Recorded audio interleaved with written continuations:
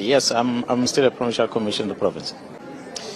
Yeah, well, unfortunately, because the Act requires that the appointment of the provincial commissioner must be in consultation with the executive in the province.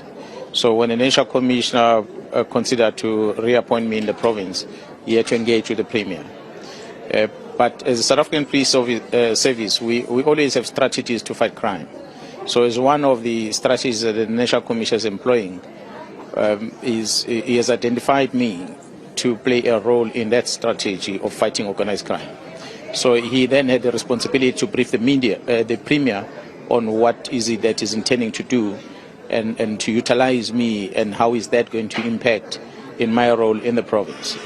So literally it means that I will have to, while having a responsibility of the province, but I have to then do an oversight role of the work that has to be done at the national level in fighting organized crime. KwaZulu-Natal Police Commissioner General Nhlanhla Mkhwanazi is poised to take an expanded role in South Africa's fight against organized crime, while retaining his position at the helm of policing in the province. Speaking on Friday during the handover of a newly established forensic laboratory in Durban, Mkhwanazi confirmed that his appointment as provincial commissioner remains unchanged, despite his impending national responsibilities. As I'm still a provincial commissioner in the province, addressing concerns about his future in KwaZulu-Natal. The new forensic facility is expected to play a critical role in tackling the province's long-standing DNA testing backlog, a challenge that has hindered the progress of numerous criminal investigations. Mkhwanazi noted that improving forensic capacity is central to strengthening the broader criminal justice system. His additional deployment forms part of a wider strategic intervention led by the National Commissioner to intensify efforts against organized crime across the country. The initiative will see Mkhwanazi contributing at a national level while continuing to oversee policing operations in KwaZulu-Natal. According to General Mkhwanazi, the arrangement is still in its early stages and is designed to maximize the use of experienced leadership within the South African Police Service. He emphasized that the dual role will require careful coordination as he balances responsibilities at both provincial and national levels. He further outlined that the legal framework governing the appointment and retention of provincial commissioners necessitates consultation with provincial leadership. In this case, the process involved engagement with KwaZulu-Natal Premier Thami Ntuli, and said the Act requires that the appointment of a provincial commissioner must be in consultation with the executive in the province. So when the national commissioner considered retaining me in this role, while assigning additional responsibility, there had to be discussions with the Premier. He confirmed that the National Commissioner had already briefed Ntuli on the planned arrangement, including its implications for provincial policing and Mkhwanazi's expanded duties. The objective, he said, is to ensure that his expertise is effectively deployed in combating organized crime without compromising governance and oversight within KwaZulu-Natal, and said as the South African Police Service will continuously develop strategies to fight crime, this is one of those strategies where the National Commissioner has identified a need and a role for me in addressing organized crime at a broader level. Mkhwanazi was quick to clarify that the new responsibilities do not signal a permanent relocation or removal from the province.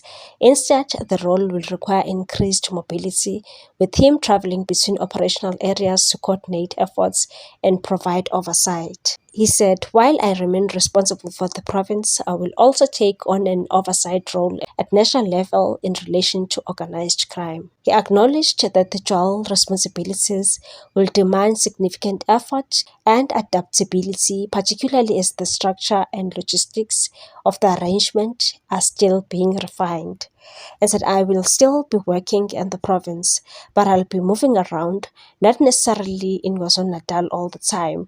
It will involve going up and down, coordinating both roles. It's quite a lot of work, and since it's still in its early stages, we will assess its feasibility as the time goes on. Despite the challenges, General Mkhwana has expressed confidence that the arrangement will strengthen crime-fighting efforts, particularly in addressing the growing threat of organized criminal networks.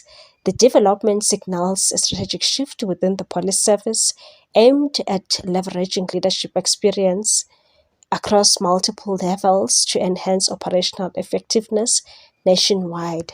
Meanwhile, General Nhlanhla Mkhwanazi unleashed a series of claims against high-ranking officials, including the suspended SAPS Minister Senzo Mchunu. During his media briefing on the 6th of July, dressed in his Special Task Force camouflage uniform, Mkhwanazi implicated Mchunu, his close associate Brown Mokgotsi, and Deputy National Commissioner of Crime Detection, Lieutenant General Shadrack Sibiya, as key and central tenets to the alleged interference in police operations, including the disbanding of a task team investigating political killings. Senzo Mchunu denied the allegations leveled against him. As a result, President Cyril Ramaphosa announced the establishment of a judicial commission of inquiry to investigate serious corruption allegations made by the KwaZulu-Natal Police Commissioner, Lieutenant General Nhlanhla Mkhwanazi, and said these allegations, if proven true, threaten to undermine public confidence in the ability of the South African Police Service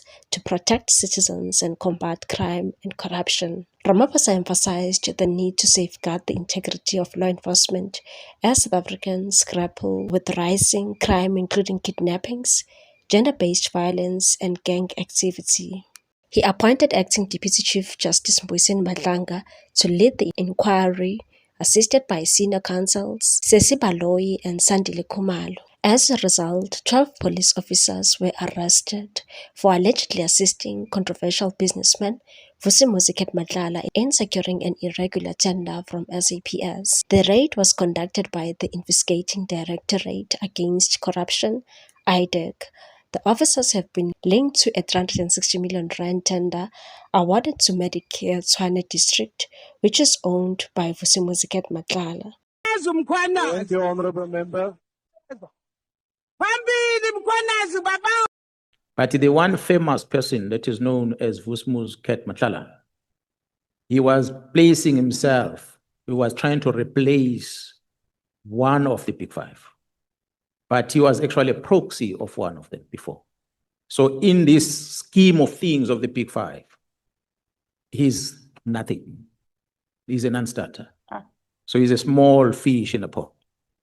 Not sure he'd be happy to hear that. But Yeah, he knows it himself. He knows it himself. They are big bras that generals are afraid to call their names about. What's your take on this one, people? Thanks for watching. Please subscribe for more news.